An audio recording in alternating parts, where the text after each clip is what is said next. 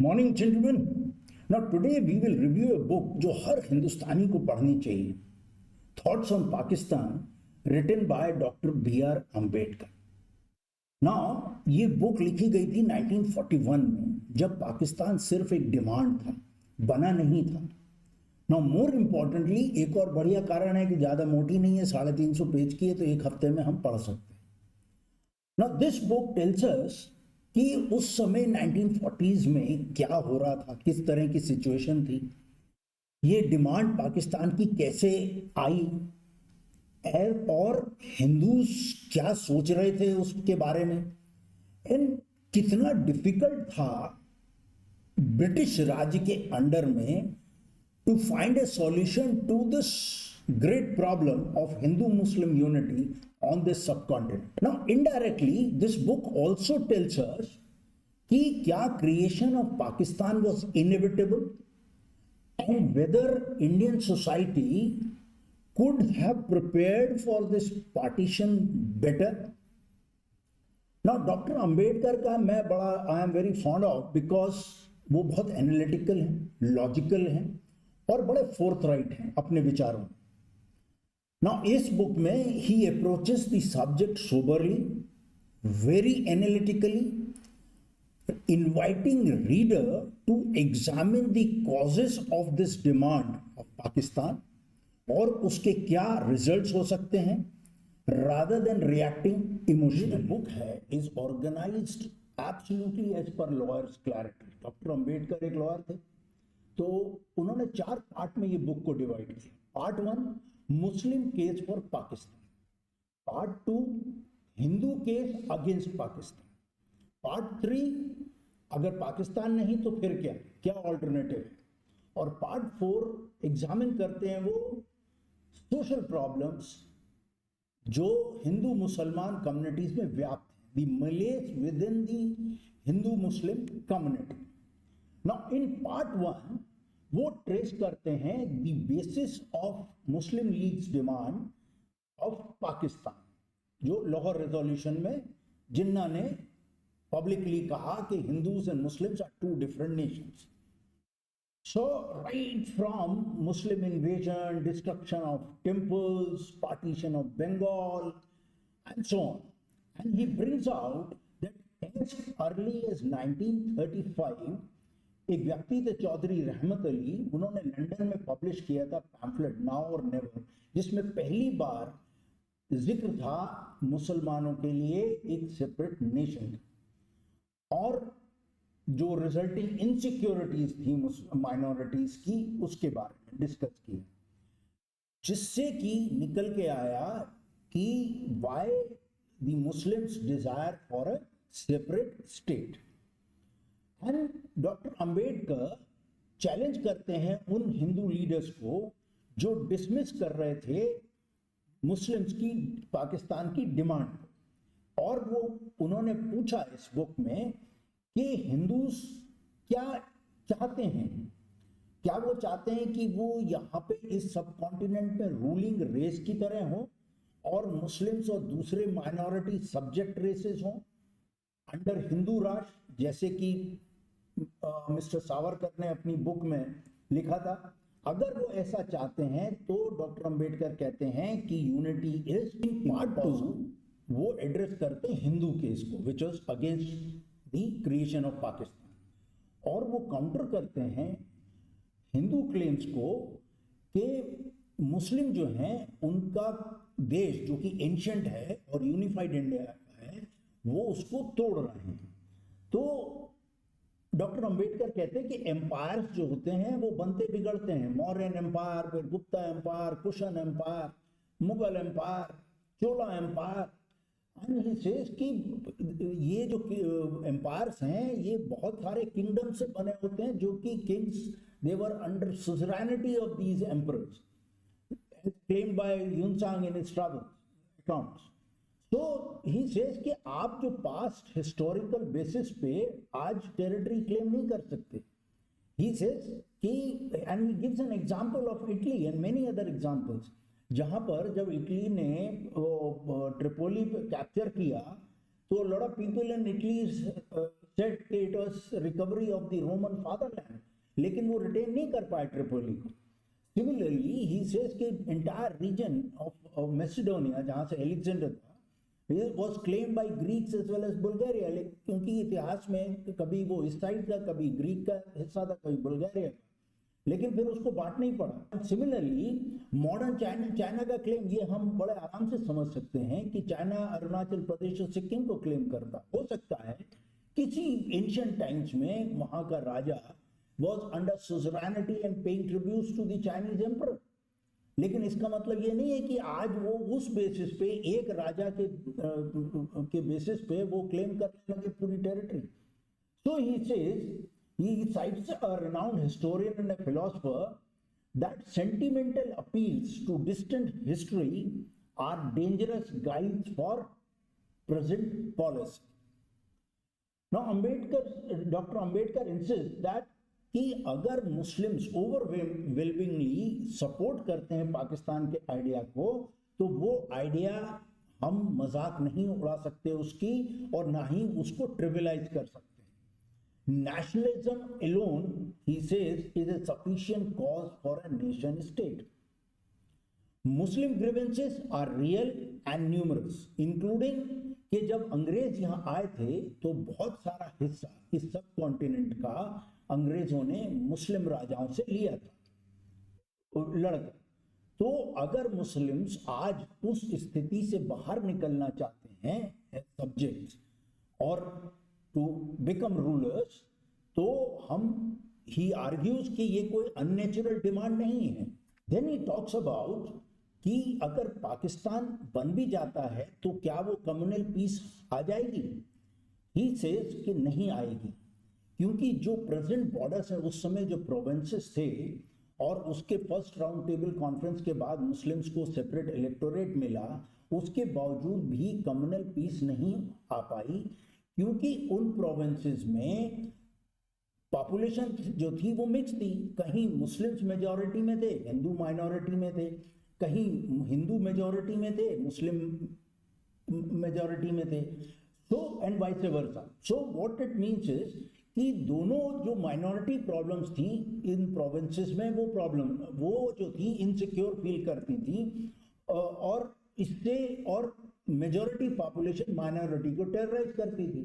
और जब एक तरफ कोई अत्याचार या राइट्स होते थे तो दूसरे को मौका मिल जाता था बदला लेने का. सो ही इंसिस्ट कि अगर एग्जिस्टिंग प्रोविंशियल बाउंड्रीज रहेंगी, पार्टीशन अगर मुस्लिम देश बन भी जाता है, तो माइनॉरिटी प्रॉब्लम हमेशा रहेगी, वो खत्म नहीं होगी. और ही सेज कि अगर वर्स वुड बी कि अगर आज हम, जो कांग्रेस उस समय कर रही थी कि जिन्ना को या मुस्लिम लीग को बहुत सारे कॉम्प्रोमाइजेस करने को भी तैयार थे, तो ही सेज कि पॉलिटिकल यूनिटी रखने के लिए सब कॉन्टिनेंट को और यूनिफाइड इंडिया बनाने के लिए अगर हम कॉम्प्रोमाइजेस करते हैं, तो वो एक फ्लड गेट खोल देंगे इनलेस डिमांड्स का. जैसे फिक्स कोटास, आर्म फोर्सेस में आर्मी चीफ तुम्हारा तो हमारा डिप्टी चीफ, फिर rotational high officers, chief secretary, civil service allocations, job reservations, और फिर वो सिमिलर क्लेम्स दूसरी रिलीजियस कम्युनिटीज भी मांगने लगेंगी, और इंडिया जो है विल बी इन मिस और अनगवर्नेबल हो जाएगा अगर हम इस तरह का कॉम्प्रोमाइज आज करते हैं. देन ही सेज कि कल्चरल जो आर्गुमेंट देते हैं कि हिंदू मुस्लिम के कल्चर जो है, there are lots of similarities, he says वो सिमिलर नहीं है, उसके दो एस्पेक्ट्स हैं बहुत important. And he talks about, he says Tamil Brahmin is similar to a Tamil Muslim. There is more similarity. जबकि तमिल ब्राह्मण का पंजाबी ब्राह्मण से इतना सिमिलैरिटी नहीं है. तो इसे there are two aspects to it. One, conversion जो है वो हो चुका है, वो मुस्लिम बन गया, लेकिन वो इंडिविजुअल कन्वर्जन के बाद कुछ कल्चरल एस्पेक्ट्स कैरी कर लिया उसने. सेकेंड, वो जो सिमिलैरिटी है वो इसलिए भी है क्योंकि एक ही वो जो है, दोनों लोग कॉमन एनवायरनमेंट में बहुत समय से रह रहे हैं, इसीलिए एक भाषा और एक जैसे कपड़े और ये सब पहनते हैं, और शादी ब्याहों के भी कल्चर एक से ही होंगे. लेकिन वो सिमिलैरिटी इसलिए नहीं है कि कोई कॉन्शियस एफर्ट अंदर से आ रहा है कि हम दोनों जो कम्युनिटीज हैं वो कोई भावनात्मक रूप से वो जो एस्पेक्ट्स कैरी कर रहे हैं. So he says कि political unity without social unity is worthless, और उसको यूज भी नहीं करना चाहिए एज अ पॉलिटिकल ग्लू. वो कोई जोड़ेगी नहीं हमें. कि कॉन्स्टिट्यूशन जो है कोई गारंटी नहीं है माइनॉरिटी राइट्स को सस्टेन करने की, जो हम आज देख भी रहे हैं. अंबेडकर प्रपोज करते हैं एक प्रैक्टिकल लेकिन बड़ा पेनफुल रेमेडी. जो उस समय बॉर्डर्स थे प्रोविंसेस के, तो अगर पाकिस्तान बनाना है तो वो बॉर्डर्स रीड्रॉ करो जिससे कि दो होमोजीनियस स्टेट बन पाए, और प्लान करो एक्सचेंज ऑफ पॉपुलेशंस. तो जैसे और एग्जांपल भी देते हैं, ऐसा 1923 में ग्रीस टर्की के बीच में हुआ था. कोई डिस्प्यूट था अबाउट अ टेरिटरी, तो वहां पर उन्होंने अपनी अपनी पॉपुलेशन को एक्सचेंज किया, मूव किया. ये डिफिकल्ट तो है लेकिन उससे ब्लड शेड बचता है, और 1947 में ऐसा ही हुआ. Dr. Ambedkar also brings out the fact of a trust deficit between Hindus and Muslims. और ये हिंदू अपर कास्ट को ब्लेम करते हैं, कहते हैं कि हिंदू अपर कास्ट ने मोनोपोलाइज किया एजुकेशन को, और उसके कारण मोनोपोलाइज हुई वेल्थ, जॉब्स, पावर. और वो एग्जाम्पल देते हैं सिंध का. सिंध कभी बॉम्बे प्रेसिडेंसी का हिस्सा होती थी, लेकिन हिंदूज के डिमांड के कारण उसको तोड़ा गया, क्योंकि हिंदूज को लगा उस वक्त कि उनके जॉब्स पे, उनके पावर पे और मोनोपोलाइजेशन पे असर आ रहा था जब दोनों कंबाइन थे. लेकिन उसके बाद जब मुस्लिम्स को सेपरेट इलेक्टोरेट मिला तो हिंदूज वहां पे माइनॉरिटी हो गए और अब उल्टा डिमांड करने लगे.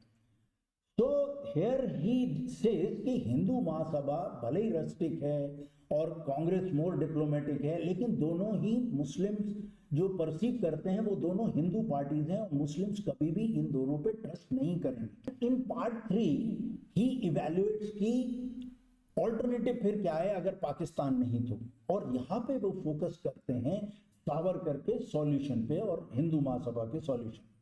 He says here very categorically, strangely, Savarkar and Jinnah, though seemingly opposed, are in complete agreement on the two nation theory. Because Savarkar ने 1937 में कहा था कि Hindus and Muslims are two separate nations.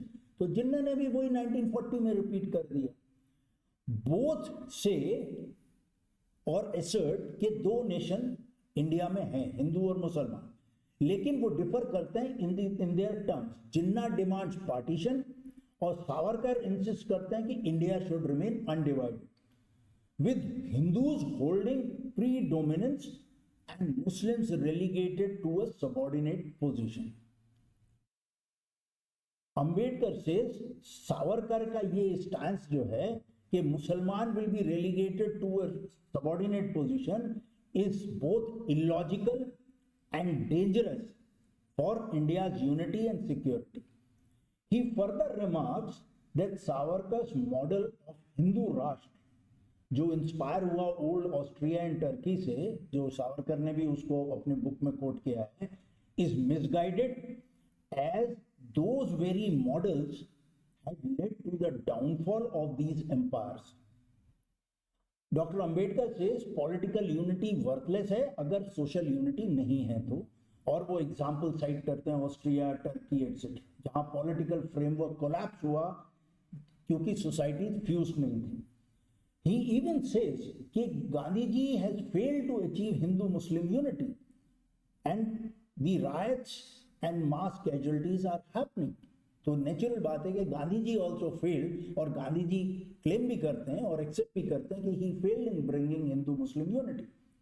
तो उस पे आगे डॉक्टर अंबेडकर कहते हैं कि ऐसा सब कॉन्टिनेंट जहां मद्रासी, पंजाबी, महाराष्ट्रियन, गुजराती, बंगाली प्राउडली कहते हैं अपनी सब नेशनल आइडेंटिटीज को, तो फिर हिंदू कैसे एक्यूज करते हैं मुस्लिम्स को कि मुस्लिम्स लैक नेशनल फीलिंग, जब मुसलमान कहता है कि he is a Muslim first.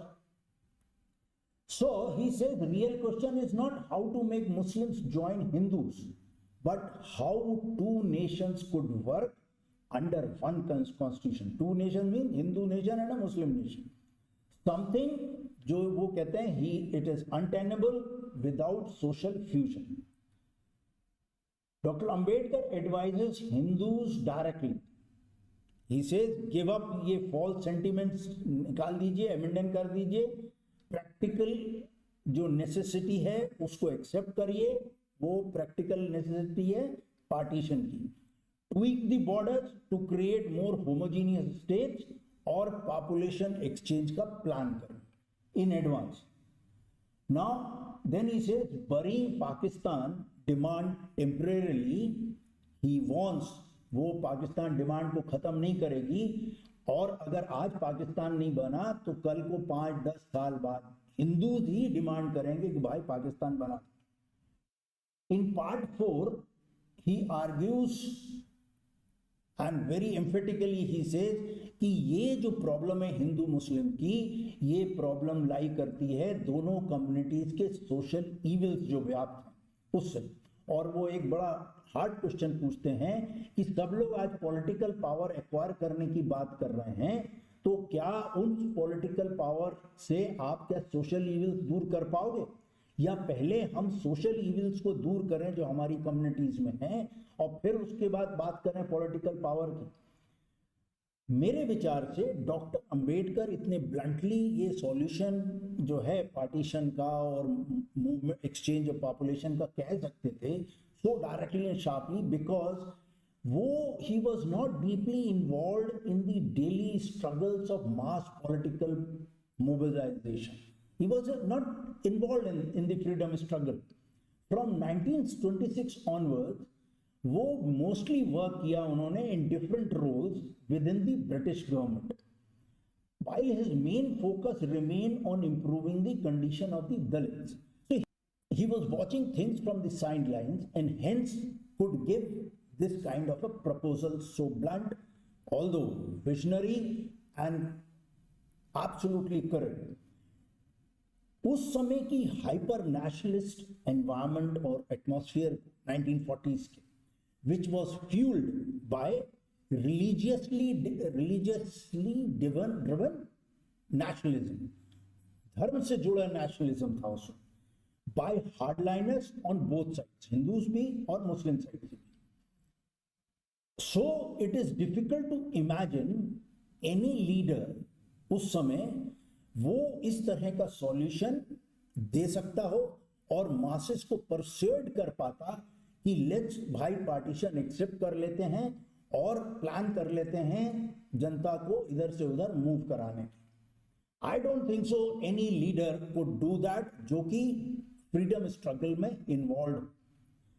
और देयरफॉर जैसा डॉक्टर अंबेडकर ने कहा था इस बुक में वैसा हुआ 1947 में ट्रेजिकली, और बहुत ब्लडशेड हुआ, वायलेंस हुआ और लोगों को भी माइग्रेट होना पड़ा. एंड इसी कारण each side still blames the other. Savarkar के साइड के लोग blame Congress and Congress blame Savarkar and Jinnah for this. Thank you. जय हिंद.